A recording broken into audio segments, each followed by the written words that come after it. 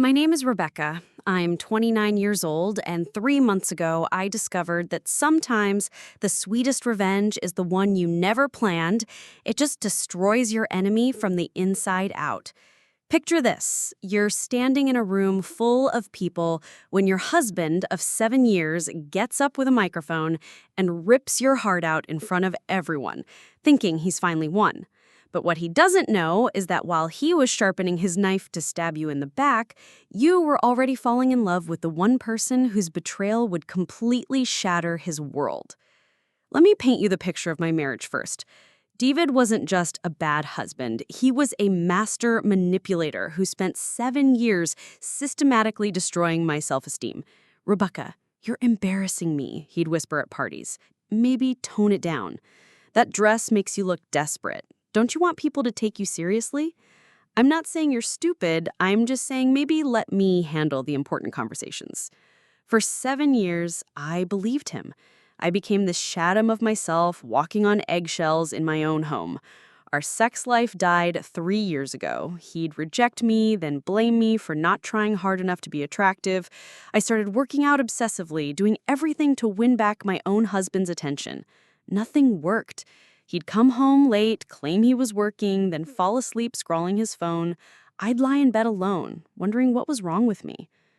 The counseling sessions were a joke. David would play victim, talking about how demanding I was. "Rebecca has unrealistic expectations," he'd tell our therapist. "I work 60 hours a week, and she complains I don't spend enough time at home." What he didn't mention were the 3-hour lunches with his secretary and weekend work trips that never involved actual work. But the real torture was the gaslighting. Anytime I questioned him, he'd flip it back on me. "You're being paranoid, Rebecca. This is why people don't like being around you." "I never said that. You're remembering wrong again." By year 6, I genuinely believed I was losing my mind. I thought I was the crazy wife, the burden he had to carry. That's when I joined the gym downtown. Not to save my marriage, I'd given up on that, but because I needed somewhere to escape. That's where I met Marcus.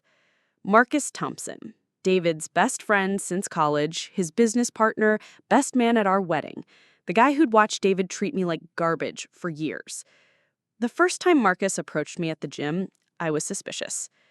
"Hey, Rebecca," he said, walking over to where I was struggling with bench press. "Need a spotter?" As he helped me, he said something that changed everything. "You know, you're a lot stronger than you give yourself credit for." I actually started crying right there. When was the last time anyone had said something positive about me? "Hey, are you okay?" Marcus looked concerned. It's been a really long time since anyone called me strong." That's when something shifted in Marcus's expression. Like he suddenly saw what I'd been going through. "Rebecca, can I ask you something? Are you happy? In your marriage, I mean." Nobody had asked me that in years. I broke down completely. "I can't remember the last time I was happy." "I can," Marcus said quietly. "I remember exactly who you used to be. You were funny, confident, and you lit up every room. David used to brag about how lucky he was." "What happened to that person?" "She's still in there. She's just been beaten down so long she forgot she existed." Marcus started texting me after gym sessions. Not flirty messages, just checking in. "How was your day? Did you remember to eat lunch?" Simple things David had stopped doing years ago. Slowly, I started remembering who I used to be. Marcus would listen when I talked about my dreams, my job. He'd ask my opinion and actually listen. "You're brilliant, Rebecca. David's an idiot if he can't see that. You deserve so much better than this." The attraction was inevitable. The first time Marcus kissed me, I cried from relief. Relief that I could still feel something. "I've wanted to do that for 3 years, he whispered. 3 years? "Rebecca, I've been watching David destroy you piece by piece, and it's been killing me. I should have said something sooner." That's when Marcus told me things about David I'd never known. The affairs, the lies, how David talked about me behind my back. He's been cheating for at least 2 years, multiple women. He brags about it. He calls you pathetic, says you're lucky he stays married to someone so needy. He's been planning this divorce for months, just waiting for the right moment to make it look like your fault. Everything clicked. Marcus and I started seeing each other secretly for 2 months while I built my divorce case. David, meanwhile, got more cruel. He'd forget important events, invite people over without telling me, then criticize me for not having food ready. Then came the Christmas party. For 6 years, David made excuses to leave me home from his company events. It's just work, people. You'd be bored. But that year, he insisted I come. David, you absolutely have to be there. It's crucial. I should have known something was wrong. The night of the party, I wore my red dress, the one David said made me look desperate, but Marcus loved. The party was in full swing when David suddenly clinked his champagne glass. "Ladies and gentlemen, if I could have everyone's attention." My stomach dropped. I know this might seem unusual, but I wanted to share some important news with all my closest friends and colleagues. I felt frozen, like prey sensing a predator. After 7 years of marriage, Rebecca and I are getting divorced. The room erupted in shocked murmurs. I felt slapped across the face in front of 100 people. I know it's sad when marriages don't work out, but sometimes you realize you've been carrying dead weight. Sometimes you deserve better than someone who's completely given up on themselves. People stared at me with pity. I wanted to disappear. I mean, look at her, David gestured like I was a museum exhibit. When was the last time she even tried? When was the last time she made an effort to be the kind of wife a successful man deserves? I refused to cry in front of these people. "The divorce papers will be served Monday," David announced. "I hope everyone understands this is what's best." Well, mostly for me. He raised his glass in a mock toast. "Here's to new beginnings and knowing your worth." I stood there, feeling completely destroyed. David had orchestrated this to break me publicly. But my phone buzzed. "Marcus, I'm coming to get you." He just made the biggest mistake of his life. Marcus pushed through the crowd, his face dark with rage. David smiled, expecting his best friend to console him. Marcus walked straight to me and put his arm around my waist. "Are you okay, baby?" he said loud enough for people to hear. David's smile faltered. "Baby?" Marcus turned to face his former best friend with pure contempt. "Yeah, David, baby. As in the woman I've been in love with for the past 3 months. The woman who's been sharing my bed while you planned this pathetic performance." David's face went white.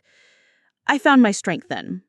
"What Marcus is saying, David, is that while you were planning to humiliate me, while you were calling me dead weight, I was falling in love with your best friend. The same best friend who's been telling me for months what a pathetic excuse for a man you really are."